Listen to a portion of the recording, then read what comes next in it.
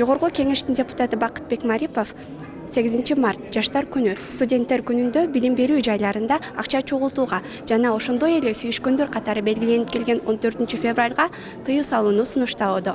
Бул тууралуу сиздин пикириңиз кандай? Комментарийге жаза кетиңиз, а биз болсо Жогорку кеңештин депутаттарынын оюн билели. Муну көбүнчө жаштардан сураш керек эле да. Эми жаштардын өзүнүн дагы мындай бир кызыга турган бир күндөрү керек да жаштарга делечи. Анан мен ойлойм, эми бул ар кимдин өзүнүн мнениясы го.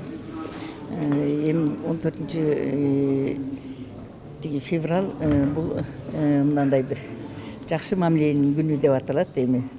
Анан эмнеге болбосун? Бирок эми аны туура жолго коюш керек дагы. Ошол күндү мындай жакшы бир иш-чаралар менен өткөрүп, жакшы жака буруш керек да. Аны биздин жаштарыбыз азыр башка жака көпчүлүгү буруп кетип атат.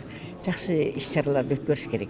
Бирок андай күндөр керек. Жаштар үчүн керек, менин оюмча.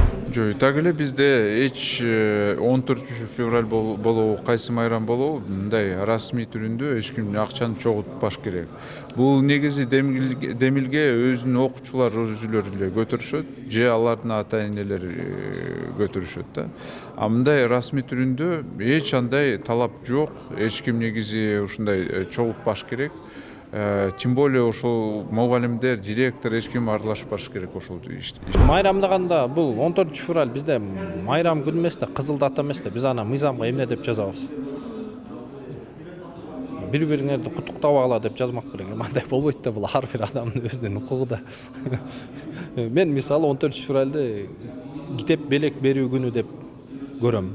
Ар бир балама китеп сатып берип, анан барып классташтарыңа, досторуңа белек кылып кой дейм. Мисалы бизде үй бүлөдө ушундай салт бар. Анан ким кандай кабыл алат, эми ар бир адамдын укугу да. Мыйзамда 14 февраль кызыл дата деп белгиленген эмес. Андай майрам жок. Кече комитетте көрүп угуп калдым. Жана маалымат баракчаларынан да көрдүм. Эми 14 февраль деген бул жанакы мыйзам менен белгиленген майрам эмес да. Аны кааласаң майрамдап эле кой, ал ар кимдин өзүнүн эрки. Ошентсе да мектептерде тыюу салуу керекпи? Билбейм, мен андай нерселерге тыюу салуу керекпи, керек эмес экенин айта албайм, себеби ар бир адамдын өзүнүн эрки. Кааласаң чык майрамда, кааласаң чыгып үйдө отур дегендей да. Мен эч бир майрамга каршы эмесмин. Ар бир майрамды өзүнчө сыйлашыбыз керек, бирок ар бир адамдын өзүнүн акылы болуш керек. Кайсы майрамды майрамдайбыз, кайсы майрамды майрамдабайбыз.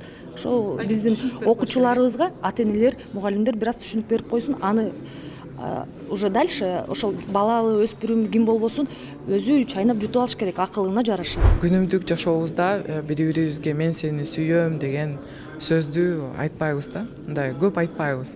А бирок ал ушундай майрам болсо баарыбыз гүлдү көтөрүп үйгө барабыз. Мисалы менин деле жолдошум, мен мындай балдардын кийимдерин эми жууйн деп мындай сортировка кылып аткан учурда келип калып мага гүлдү сунуп атпайбы? Анан бир жагынан ыраазы болосуң да, эмне үчүн анткени мындай жөнөкөй күндөрдө мындай повод жок дегендей да. Анан чындап эле биз ушул 8 март болобу, 14 февраль болобу, кайсы майрам болбосо бул лишний повод да, баарыбызга ушул мен сени сүйөм, кандай сен сулуусуң, мен сени ушунча сыйлайм, ушунча суктанам, сага чоң рахмат деген повод дагы керек экен да. Ошол үчүн мен ойлойм, поводдор көбүрөөк болуш керек. Эми андай сунуштарды мен берген жокмун, биринчиден менин коллегам берди. Эми ал майрамдар өзүнүн ордуна бара берет. Биз тыюу киргизген жокпуз. Мамлекет пока конкретно тыюу киргизелик. Муну карап чыгыш керек. Аны маданият министрлиги карап чыгыш керек. Тыюу сала албайт, анткени ал биздин официальный мамлекеттин майрамы эмес. Ошол 14 февраль ал ичара элдин арасында өткөн эле майрам. Аны кантип тыюу сала албайт аны биринчиден. Экинчиден эми 8 март болобу, 23 февраль болобу, бул кантип 8 март айымдардын күнүн биз жокко чыгарат элек. Бул дагы нереалдуу нерсе, реалдуу эмес нерсе.